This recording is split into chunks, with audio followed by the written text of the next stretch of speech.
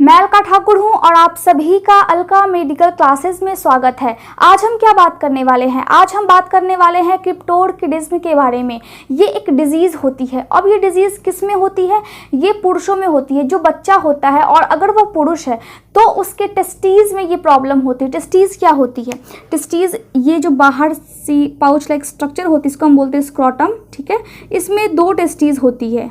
ठीक है, 2 टेस्टीज होती है। तो टेस्टीज स्क्रोटम में नहीं आकर के बॉडी के ऊपर ही रह जाती है, तो उस कंडीशन को क्या बोलते हैं? उस कंडीशन को बोलते हैं क्रिप्टोर्किडिज्म। ठीक है, जब ये कंडीशन होती है, पहले मैं आपको ये बता दूं कि ये वीडियो बहुत ज़्यादा लंबा हो जाएगा, तो हम इसको 2 पार्ट्स में डिवाइड कर लेते हैं। ठीक है, पार्ट 1 में हम क्या पढ़ेंगे? पार्ट 1 में हम इसके इंट्रोडक्शन के बारे में पढ़ेंगे, मतलब ये क्या होता है इसका परिचय हम पढ़ेंगे। उसके बाद कॉजेस मतलब कारण, और रिस्क फैक्टर मतलब कौन कौन से ऐसे कंडीशंस होते हैं, कौन कौन सी ऐसी स्थितियाँ होती हैं जिसकी वजह से ये डिजीज़ होने के चांसेस बहुत ज़्यादा बढ़ जाते हैं। ठीक है, तो हम टाइप्स इसके पढ़ेंगे, इसके बाद मतलब टाइप्स पढ़ेंगे, कॉजेज एंड रिस्क फैक्टर को हम इस लेक्चर में पढ़ने वाले हैं पार्ट 1 में। ठीक है, तो मैं कहाँ पे थी कि क्रिप्टोर्किडिज्म में क्या होता है? क्रिप्टोर्किडिज्म में मिसप्लेस होती है टेस्टीज, और वो कहाँ पे होती है?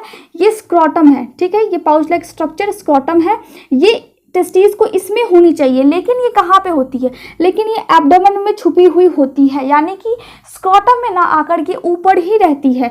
अब आप समझ रहे होंगे कि अगर ये ऊपर रहती है इसका क्या मतलब है? इसका मतलब है कि बच्चे का जो ग्रोथ है वो सही से नहीं होता है। ठीक है, इस वजह से ये रहती है। अब मैंने आपको बता दिया, और जन्म के समय ये हमें पता लगता है कि स्क्रोटम में नहीं है, ऊपर में है। ठीक है, इसके अलावा ये क्रिप्टोर्किडिज्म क्या है? क्रिप्टोर्किडिज्म को हम अनडिसेंडेड टेस्टीज भी बोलते हैं। अब अनडिसेंडेड का क्या मतलब है? डिसेंड का मतलब होता है कि टेस्टीज स्क्रोटम में आ गई है, मतलब इस तरह स्क्रोटम में आ गई है लटक करके। ठीक है, ऊपर से ये एपिडिडाइमिस होती है और यहाँ से देखिए इस तरह की स्ट्रक्चर होती है जिसकी, ठीक है, जब बच्चे का ग्रोथ हो जाता है तो इस तरह की स्ट्रक्चर होती है और टेस्टिस स्क्रोटम में होती है।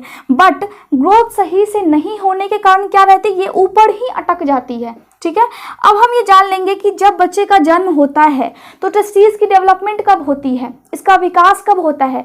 माँ के पेट में 7वें महीने के बाद इसका विकास होता है। ठीक है, यानी कि 7वें 8वें महीने में ये स्क्रोटम में आ जाती है टेस्टिस। लेकिन अगर स्क्रोटम में नहीं आ पाती है 7वें और 8वें महीने में, जन्म के समय तक 9 महीने का होता है पूरा बच्चा का जन्म कितने महीने में होता है? 9 महीने में। तो जो 7वां महीना है और 8वां महीना है उसमें इसका विकास हो जाना चाहिए और टेस्टीज को स्क्रोटम में आ जानी चाहिए। ठीक है, लेकिन अगर कभी कभी नहीं भी आती है तो जब तक बच्चा 2 साल का होता है तब तक तो इसको टेस्टीज को स्क्रोटम में आ ही जानी चाहिए, जब बच्चे का जन्म होता है 2 साल तक। लेकिन अगर 2 साल का बच्चा हो गया है और उसके बाद भी आपकी बच्चे में टेस्टीज नहीं आई है स्क्रोटम में, तो उस कंडीशन में उसके बॉडी में कुछ ना कुछ प्रॉब्लम्स रहती हैं। ठीक है, कोई ना कोई डिफेक्ट रहता है। हो सकता है कि उसकी ग्रोथ अच्छे से माँ के गर्भ में नहीं हो पाई है। ठीक है, तो मैंने क्या लिखा है यहाँ पे? मैंने लिखा है क्रिप्टोर्किडिज्म इज अ कॉन्जेनिटल कंडीशन, मतलब बच्चे में ये जन्म से ही रहती है, जिसमें क्या होता है, जिसमें या तो एक टेस्टीज या फिर दोनों टेस्टीज स्क्रोटम में नहीं आ पाते हैं।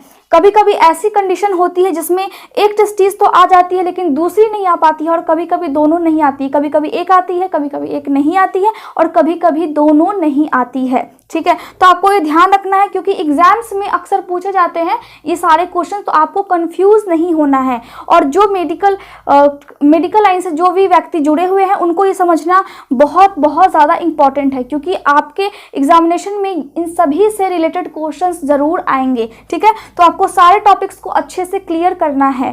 ठीक, उसके बाद हम क्या देखते हैं? उसके बाद हम देखते हैं कि टेस्टीज अगर, ठीक है, अगर स्क्रोटम में नहीं आ पाती है तो जब तक बच्चे 2 साल तक होता है, जैसा कि मैंने अभी बोला, तब तक उसको आ जानी चाहिए। और अगर वो 2 साल तक बच्चा हो गया है, 2 साल का बच्चा हो गया है और उसकी टेस्टीज स्क्रोटम में नहीं आ पाई है, तो क्या करना होगा? तो उसकी सर्जरी की जाती है। ठीक है, इस प्रॉब्लम को ठीक करने के लिए आपको डॉक्टर के पास जाना ही होगा और बच्चे की सर्जरी करवानी होगी। क्यों? क्योंकि अगर बच्चे की सर्जरी नहीं हुई तो टेस्टीज स्क्रोटम में नहीं रहेगी और आगे जाकर के वो फादर बनने के एबल नहीं रहेगा, पिता बनने के योग्य वो नहीं रहेगा। क्यों?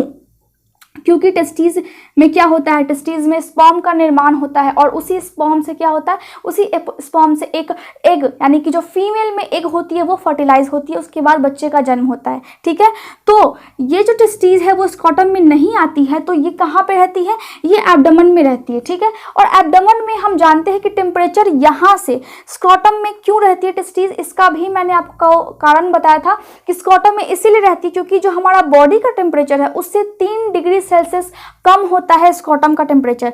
क्योंकि स्पर्म के प्रोडक्शन के लिए टेम्परेचर बहुत ज़्यादा मायने रखता है, ज़्यादा टेम्परेचर नहीं होनी चाहिए। लेकिन अगर टेस्टीज स्क्रॉटम के बदले अगर वो एब्डोमेन में है, इसका क्या मतलब, इसका मतलब है कि बॉडी का टेम्परेचर तो ज़्यादा है 3 डिग्री सेल्सियस इस स्क्रॉटम के टेम्परेचर से, तो क्या होगा, तो यहाँ पे जो टेस्टीज है इसमें स्पर्म का निर्माण नहीं हो पाएगा, और जब स्पर्म का निर्माण नहीं होगा तो वो बच्चा बड़ा होकर के फिर फादर बनने के लायक नहीं रहेगा, फादर बनने के एबल नहीं रहेगा, अपने संतान की उत्पत्ति नहीं कर पाएगा। चलिए अब हम इसके टाइप्स को देख लेते हैं। अनडिसेंडेड टेस्टीज यानी कि क्रिप्टोर्किडिज्म के कितने टाइप्स होते हैं, मेनली इसके 4 टाइप्स है। पहला क्या है, पहला है कैनिक्युलर टेस्टीज। कैनिक्युलर टेस्टीज को हम क्या बोलते हैं और ये क्या होती है, ठीक है।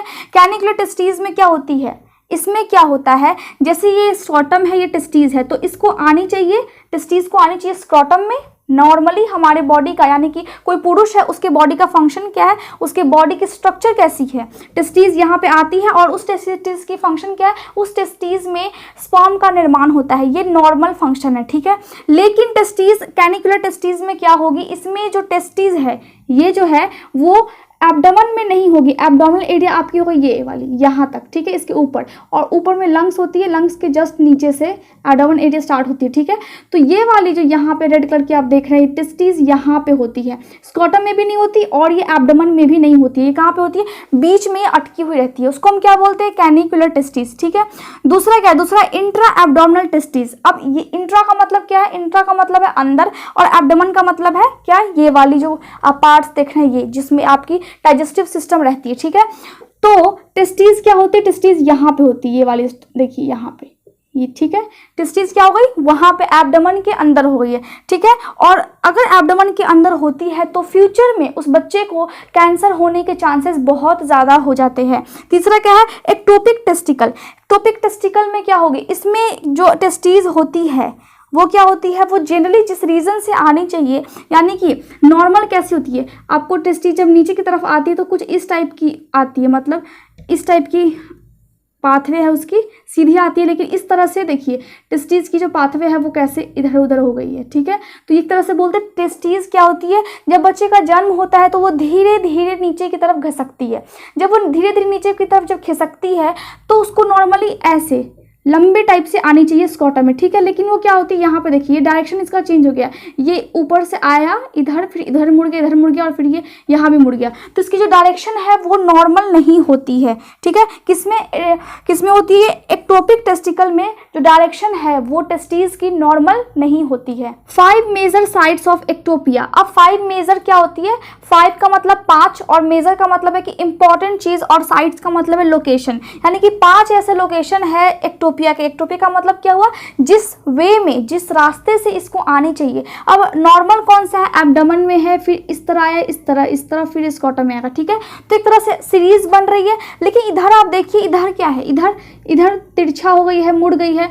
तो ये सभी लोकेशन कौन कौन से होते हैं जहाँ पे टेस्टीज चली जाती है, तो पहला क्या, पहला पेरिनियम। पेरिनियम हम किसको बोलते हैं, देखिए यहाँ पे मैंने लगाया, यहाँ पे टेस्टीज आ जाती है, ये जो एनस है और स्क्रॉटम इसके बीच में, ठीक है, यहाँ पे टेस्टीज आ जाती है जिसको हम बोलते हैं पेरिनियम। दूसरा फीमोरल कैनाल, यहाँ पे आपकी थाई के पास आ जाती है टेस्टीज। ठीक है, सुपरफिशियल इंग्विनल पाउच। इंग्विनल हम किसको बोलते हैं, जहाँ पे एब्डोमेन और जहाँ पे थाई मिलती है उसको हम क्या बोलते हैं, उसको हम इंग्विनल बोलते हैं। यहाँ पे देखिए इंग्विनल बोलते हैं इस वाले पोर्शन को। ठीक है, लेकिन सुपरफिशियल इंग्विनल पाउच यानी कि ये वाला यहाँ पे आ जाती है, सुपरफिशियल यहाँ पे आ जाती है ना, ये इंग्विनल में रहती है, उससे थोड़ी सी नीचे रहती है। ठीक है, सुप्राप्यूबिक एरिया। सुप्राप्यूबिक एरिया का मतलब होता है नाभि और ये जो पेल्विक कैविटीज के बीच। ठीक है, तो ये कहाँ पे, सुप्राप्यूबिक कहाँ पे, सुप्राप्यूबिक ये वाली, ठीक, ये वाली है यहाँ पे, तो नाभि और ये पेल्विस एरिया इसके बीच में यहाँ पे। ठीक है, तो आप समझ गए होंगे कि इसकी लोकेशन क्या है, क्या है, पेरिनियम है, फीमोरल कैनाल है, सुपरफिशियल इंग्विनल पाउच है और सुप्राप्यूबिक एरिया है। तो आप ये समझ गए होंगे कि किस तरह से इधर उधर टेस्टिस चली जाती है अपने रास्ते के अनुसार, जैसे इसको आने चाहिए वैसा ये स्क्रॉटम में नहीं आ पाती। ठीक है, चौथा क्या, चौथा है एब्सेंट टेस्टिकल। एब्सेंट का मतलब आप समझ रहे होंगे कि टेस्टिस जो है वो रहेगी ही नहीं, यानी कि वो टेस्टिस आपके जो बच्चे होंगे, यानी कि जो अगर एक पुरुष का जन्म हो रहा है तो उसके बॉडी में टेस्टिस रहेंगी नहीं, वो एक तरह से एब्सेंट हो जाएगी, वो आउट हो जाएंगी। कहाँ से, स्क्रॉटम में से आउट हो जाएंगी, रहेंगी ही नहीं वहाँ पे।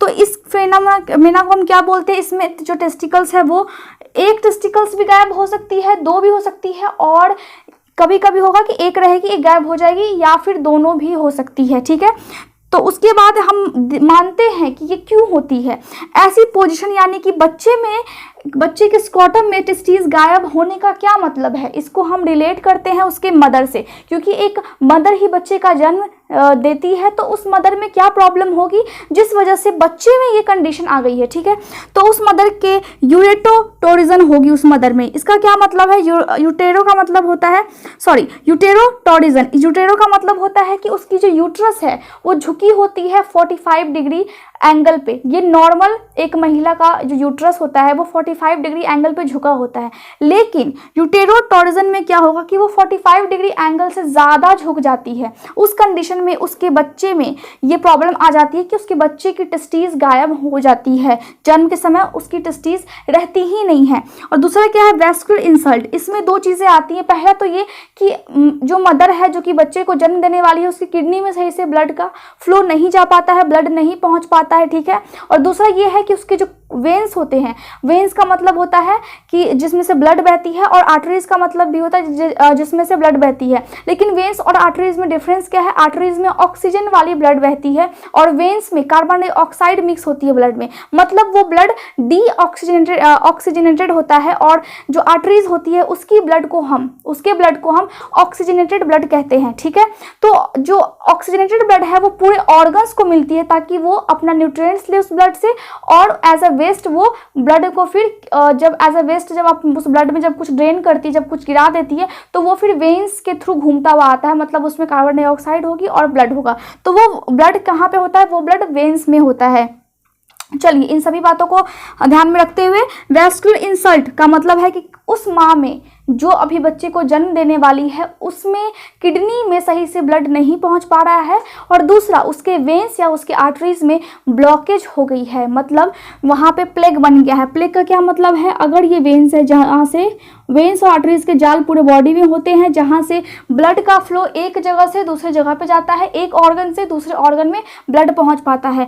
तो अगर आप ज़्यादा फैटी चीज़ खाएंगे या ज़्यादा कोलेस्ट्रॉल वाली चीज़ें खाएंगे तो प्लेग बन जाता है। प्लेग मतलब यहाँ पे एक वेन्स के अंदर में परत बन जाती है, जिससे क्या होता है कि ब्लड को पास होने में दिक्कत महसूस होती है, और धीरे धीरे अगर आप बहुत ज़्यादा फैटी चीज़ खाएंगे तो ये जो वेन्स है यहाँ पे ज़्यादा परत जम जाएगी और धीरे धीरे ये ब्लॉक हो जाएगी। देखिए, ये ब्लॉक हो गई तो वेन्स में से ब्लड नहीं जा पाएगी, और जब ब्लड नहीं जा पाएगी तो दूसरे ऑर्गन्स को सही से ब्लड नहीं मिल पाएगा।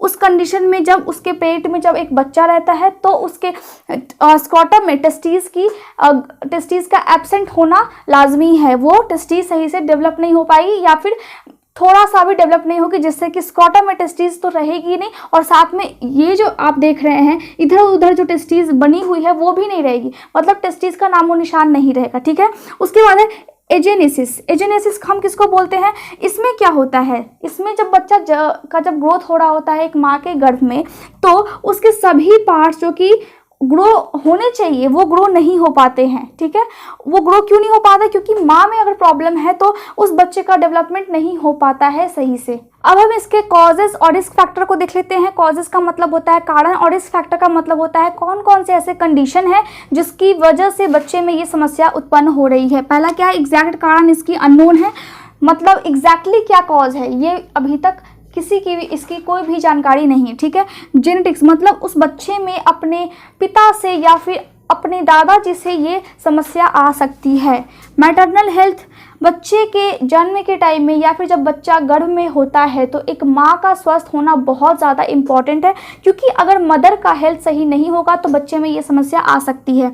इन्वायरमेंट फैक्टर्स क्या करते हैं, जो आसपास के जो वातावरण है वो बच्चे के हॉर्मोन्स के ऊपर प्रभाव डाल सकते हैं। उसके फिजिकल चेंजेस, मतलब अगर बच्चा पेट में अगर ग्रोथ कर रहा है, एक माँ के गर्भ में अगर वो बड़ा हो रहा है, तो मदर को अच्छे इन्वायरमेंट में रहना चाहिए ताकि बच्चे का ग्रोथ सही से हो पाए। नहीं तो उसका जो फिजिकल चेंजेस है, मतलब जो उसके हाथ बन रहे हैं, जो उसके पैर बन रहे हैं, जो उसकी बॉडी बन रही है, उसमें भी डिफेक्ट आ सकती है और उसके नर्व यानी कि ब्रेन भी सही से डेवलप नहीं करेगा अगर इन्वायरमेंट सही नहीं है तो।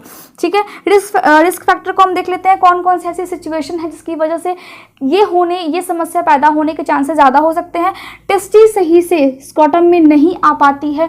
कौन कौन से ऐसे सिचुएशंस होते हैं। लो बर्थ वेट, अगर जन्म के समय बच्चे का वजन कम है, मैंने आपको बताया है कि 2 वर्ष की उम्र तक बच्चे का जो टेस्टीज है वो स्क्रॉटम में आ जाना चाहिए। अगर जन्म के टाइम नहीं है तो 2 वर्ष तक, जब तक वो होता है 2 साल का, तब तक तो टेस्टीज को स्क्रॉटम में आ जानी चाहिए। बट अगर नहीं आ पाती है, क्यों नहीं आ पाती, क्योंकि उसका जन्म के समय वजन कम होता है, तो हो सकता है कि 2 साल तक उसका जो टेस्टीज है वो स्क्रॉटम में ना आ पाए। ठीक है, प्रीमेच्योर बर्थ, अगर बच्चे का जन्म समय से पहले हो गया है तो ये कंडीशन, ये समस्या बनी रहती है कि उसके टेस्टीज जो स्क्रॉटम में उसको आना है वो शायद ना आ पाए, इसके चांसेस बढ़ जाते हैं। ठीक है, फैमिली हिस्ट्री, जो उसके माता पिता या फिर जो उसके पिछले जो जनरेशन है उनमें अगर ये कंडीशन है तो बच्चे में होने के चांसेस बहुत ज़्यादा बढ़ जाते हैं। डाउन सिंड्रोम और abdominal wall defect, down syndrome क्या होती है, इसमें क्या होता है कि बच्चे का क्रोमोसोम में प्रॉब्लम होता है, जिससे उसका बॉडी का सही से विकास नहीं हो पाता है और उसके ब्रेन का भी सही से विकास नहीं हो पाता है। या फिर एब्डोमिनल वॉल अगर डिफेक्ट है बच्चे में, मतलब ये जो एब्डोमेन वाली एरिया होती है ये खुली हुई होती है और अंदर की इंटेस्टाइन बाहर आ रही होती है। ठीक है, तो अगर बच्चे में ये दोनों डिफेक्ट है तो हो सकता है कि उसके टेस्टीज में ये समस्या हमें देखने को मिले, उसके टेस्टीज स्क्रॉटम में सही टाइम पर ना आ पाए। ठीक है, अल्कोहल यूज़, अगर बच्चे की माँ, अगर एक माता बहुत ज़्यादा अल्कोहल का यूज़ करती है तो उस कंडीशन में हो सकता है कि बच्चे की टेस्टीज पर बुरा असर पड़े और वो स्क्रॉटम में ना आ पाए।